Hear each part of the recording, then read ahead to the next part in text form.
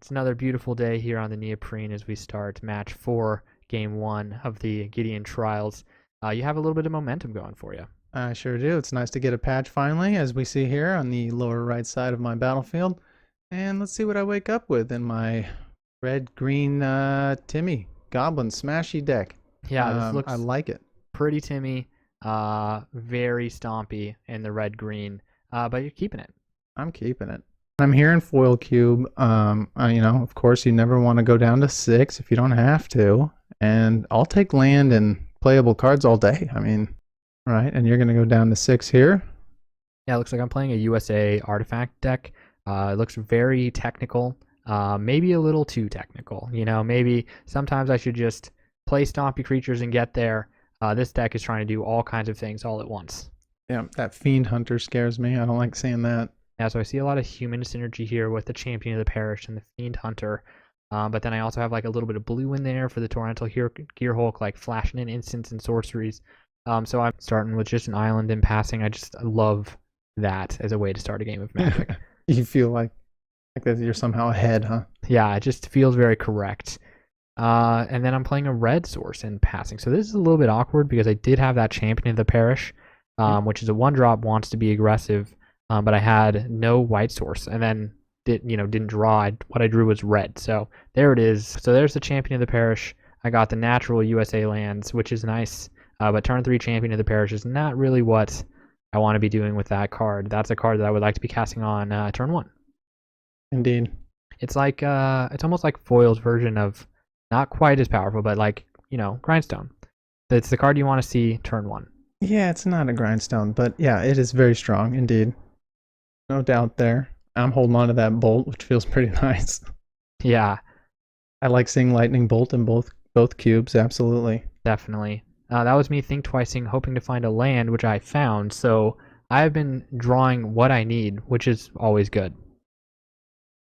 Getting in with the Champion of the Parish. Not today. I'm gonna have to bolt him. Might as well. That's fair. I mean, he can get, pretty scary. So sometimes you just got to get taken down by the bolt. And now here you are at your magic number of 5. That's where you wanted to get to. Ooh, and you had a nice smooth ride. I didn't pressure you at all turn 1, 2, or 3.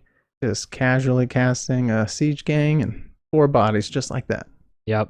And they're really scary. I mean, the fact that you can sack it to ping creatures is really, really strong. This is one of those, I think, iconic Cube cards. It's been around in Cube since the inception of Cube. As a top deck fact there, I gotta say I like it. Okay, I like the me idea too. of like ancient cube cards, like these are the OG of cube cards, and Yep. Your cube's gonna represent them in the foil form. Yep. I don't think he's going to get cut. I mean, I don't know what I would replace him with, but he's just so consistently good. You don't like the value, I think, of a lot of cards that have some kind of token come in, and maybe it's just a little bit over curve, Yeah. especially in a cube format if you can somehow abuse ETB effects or something. Yeah, definitely. I like this play flavorfully, like you broken wings the golem from my like wing splicer. Like you just built bad wings for the golem and then just couldn't get there. My goblin sabotaged him. Yeah, which as they do. And then a pretty good crunch for you. You got in 4 damage, which is a good start. But I get untapped with some USA land, and you can do some pretty powerful things. So I gotta say, I really like the look of those. What are those unglued goblin tokens? oh yeah, me too. Those are cool. I really, really like those. Having to exclusion mage the token feels really bad. Like that's another thing about like siege gang commander. Mm-hmm.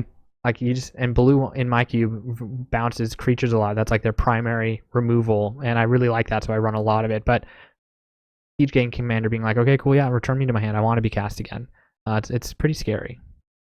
I cast the World Sculptor. Yeah, this Cool. is a pretty good card. It's like Zendikar Resurgent, but in rule colors, which I like. Very powerful card, no doubt about it. This was one of the ads that I did because this was a new card that came out when we actually filmed these games, Mm-hmm. and I like to give those cards a chance in the foil cube when we're actually filming games. Yeah, I like that too. You're doing a little showcase there. Yeah, but having played with this card for a little bit through the Gideon trials, I don't think it's going to be in season 2. It's Mhm. strong, but I don't like the token management with the dice management. You know, it's like a lot to Yeah, manage. I agree. I'm not a big fan of dice in a card game personally, but Commander's kind of made us numb to it. Yeah, it's just sometimes you just gotta put a dice on a token. You know. I miss the glass counters personally. I enjoy those little glass counters. Yeah, that's kind of a throwback, isn't it? Like the Moncala counters. Yeah, we used to walk around little baggie, a little felt baggie full of Moncala Man, gems, but it was for MTG purposes. nice. That is certainly a throwback. I mean, I've certainly done that in my time. And maybe we should get some. I think maybe we should get some. Yeah, I think we've got them. But, you know, we use the dice, of course, because we want things to look very positive for the camera. And, you know, we've debated even using super oversized dice, but I think what we went with is nice and clear. Yeah, yeah. So here's like an example of the dice token management. Like one of those tokens is 6 plants, and the other one is a plant that has 4 +1/+1 counters on it. Like you can follow it, you can track it, but it's not as clean as it could be. I don't think. Yeah, bottom line, it's just bad news for you, bud. Yeah, definitely. It's the Torrential Gear Hulk. Get in some blocks. Yeah, that would work. But, man, just a lot of bodies you got to deal with. Yeah, Torrential Gear Hulk being a 5/6 will take down the World Shaper. So I definitely like that. And then it can just block. Like Siege Game Commander's done its thing. It's out of tokens. It's like not as good anymore. Just a 2/2. But the Gut Shot will do the final damage on the Torrential Gear Hulk. Very strong. That's a cool card. I really like the Phyrexian mana. Phyrexian mana is really nice in this kind of format, I gotta admit. Yeah, just allowing you to cast your spells for free is Right. just so cool. And I love seeing how colors other than black were designed in that space, because it feels like a very black ability, paying life to cast your spells. So, but every color got some. So I think they're interesting cards. And it's just super runnable. Unlike Commander that would like prevent it from being run with the mana symbol. Yeah, that definitely Gut Shot's not playable in Commander because the effect is so small. But in Cube, just the fact you don't have to pay mana for it, but it is an effect, is very strong. Like it's like a different. It shows the format difference, I think. Right. Like what cards are good and which ones. Oh man, that Mox Opal is just so gorgeous. Yeah, I mean, I got a bunch of cool artifact stuff going on, but like, are they going to block against these, gigantic red-green creatures? I don't think so. No, not usually. Yeah. But you came a little late to this party. I did, and the window that I had was like turn 1, 2, and 3, and I did absolutely nothing really. I will crack the Elixir of Immortality though to make this hurt a little bit less, and shuffle my graveyard back into my library. Nice. But I am very much up against the ropes here at the end of this game. Just got beat down. I don't know. You got any board wipes in your draft here? I mean, I don't know because this being game 1, I haven't seen it. Yeah, I don't want to give too much away, but I might have a Wrath of God in there. Playing it close, huh? Yeah. All right, I see how it is. Ooh, Primeval Titan. Yeah, have a little extra. Yeah, I think that's going to be the nail in the coffin there. Like, if I had a window, it was that, and you're like, all right, well, here's a Primeval Titan. I really think that's going to do it. I just pulled away with the green and the red stuff this time. Yep. Sometimes all you need to do is play big trample creatures. I mean, Timmy does win games. Absolutely, he does. That's why there's an unglued card about him, right?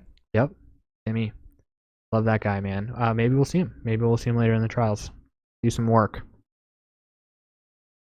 Very cool that we can see those very unusual cards somehow get their way into the spotlight here on Top Deck, because we have some really interesting cube rules in the foil.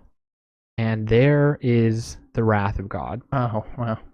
Like, that was a pretty sweet line. Like, I fetch the Arid Mesa for the second white. I go to 1 life, go to Top Deck, Wrath of God. Like, that is pretty nice. That is the best draw I probably could have gotten. There's a Searing Spear, though. Oh, yeah, that'll do it. Yeah, 2 extremely good Top Decks Okay. here at the end of Top Deck Casually Competitive Cubing. So that wraps up this game. Good game, my friend. Yep, good game.